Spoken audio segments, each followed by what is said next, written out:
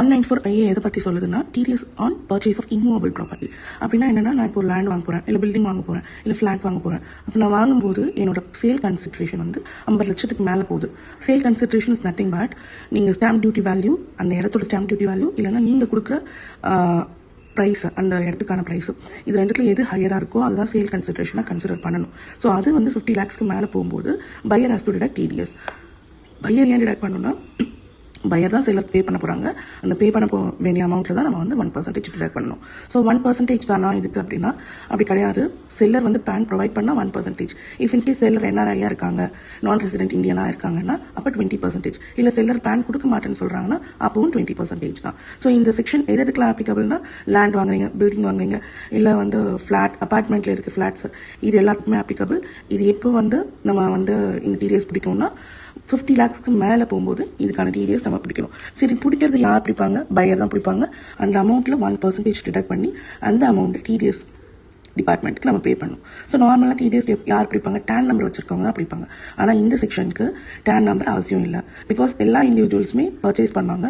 So நீங்கள் pan ஹோல்டராக இருந்தால் கூட இதுக்கு இனஃப் பேனில் வந்து நீங்கள் டிடக்ட் பண்ணி அந்த அமௌண்ட்டை நீங்கள் உங்களோட இன்கம் டேக்ஸ் போர்ட்டல்லையே பே பண்ணிடலாம். ஸோ ஒன்ஸ் பே பண்ண பிறகு சலான் கிடைக்கும். அந்த சலான் ஷேர் பண்ணிடணும் நம்ம சிலருக்கு. அண்ட் தென் ஃபார்ம் 16B கிடைக்கும். அது வந்து நீங்கள் ட்ரேசஸ் போர்ட்டலில் லாகின் பண்ணி அந்த ஃபார்ம் 16Bயுமே எடுத்து கொடுக்கணும். யாருக்கு எடுத்து கொடுக்கணும்னா நம்ம செல்லருக்கு எடுத்து கொடுக்கணும். அதுதான் அவங்களுக்கான ப்ரூஃப். நீங்கள் வந்து டிடக்ட் பண்ணியிருக்கீங்க, அந்த டிடக்ட் பண்ண அமௌண்ட்டை செல்லர் டிபார்ட்மெண்ட்டுக்கு பே பண்ணிட்டீங்க அப்படின்னு. ஸோ நீங்கள் நீங்கள் பே பண்ண போகிறீங்களா, அந்த ஃபார்மோட நேம் வந்து ஃபார்ம் 26QB. ஸோ எப்போ பே பண்ணியிருக்கணும் அப்படின்னா, இந்த மந்த் ரெஜிஸ்ட்ரேஷன் அப்படின்னா இந்த மந்த் எண்டுலேருந்து 30 days அப்படின்னா, ஃபார் எக்ஸாம்பிள் May 15 ரெஜிஸ்ட்ரேஷன் நடக்குது அப்படின்னா May 31st 30 daysக்குள்ளே, அப்போ June 30th நீங்கள் டிடிஎஸ் பே பண்ணியிருக்கணும்.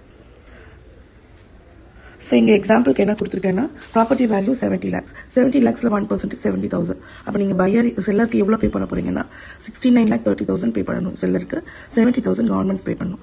எதுக்கு நான் இதை பண்ணணும் அப்படின்னா, ஃபார் எக்ஸாம்பிள் செல்லர் வந்து அவங்களோட ஃபுல் சேல்ஸை காமிக்க மாட்டாங்க, இல்லை இந்த மாதிரி கேபிட்டல் கெயின்ஸுமே காமிச்சிருக்க மாட்டாங்க. இஃப் இன்கேஸ் பில்டராக இருக்காங்கன்னா அவங்களோட டர்ன் ஓவரை கம்மி பண்ணி காமிக்க வாய்ப்பு இருக்குது. ஸோ அப்படி பண்ணும்போது இந்த மாதிரி நீங்கள் இதை 1% டிடக்ட் பண்ணியிருக்கீங்கன்னா இதோட 99% இன்னும் எக்ஸ்ட்ரா, டோட்டல் 100% வேல்யூ எவ்வளோன்னு கவர்மெண்ட்டே கால்குலேட் பண்ணிட்டு அது எல்லாத்தையும் செக்ரிகேட் பண்ணி பார்த்தா அவங்களோட டோட்டல் அவங்க ஃபைல் பண்ண இன்கமும் நம்ம டிடக்ட் பண்ண டேக்ஸோட இன்கமும் மேட்ச் ஆகுதான்னு செக் பண்ணுவாங்க. ஸோ அந்த பர்பஸ்க்காக தான் இந்த 194